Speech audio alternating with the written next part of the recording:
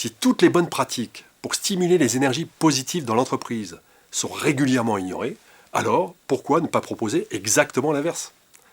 Pourquoi ne pas proposer une bonne fois pour toutes un mode d'emploi de ce qu'il faut faire pour être certain de démotiver à coup sûr? Et si cette vidéo a les mêmes effets que la plupart des ouvrages qui traitent de la motivation, c'est-à-dire un effet inverse, alors tous les espoirs sont permis.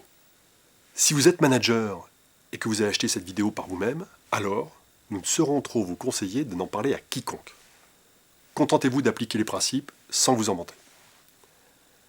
Si vous êtes manager et que cette vidéo vous a été offerte de façon anonyme, alors n'en prenez surtout pas ombrage. Au contraire, mettez un point d'honneur à décupler vos efforts pour démontrer aux malheureux instigateurs de cette plaisanterie malvenue qu'ils n'ont pas affaire à un ingrat.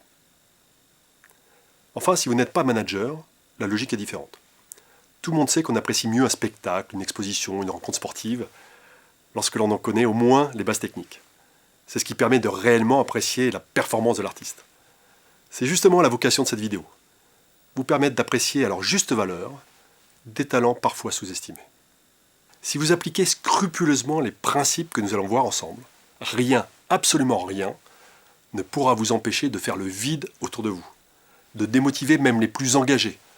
Bref, de jouer dans la cour des grands, des très grands démotivateurs.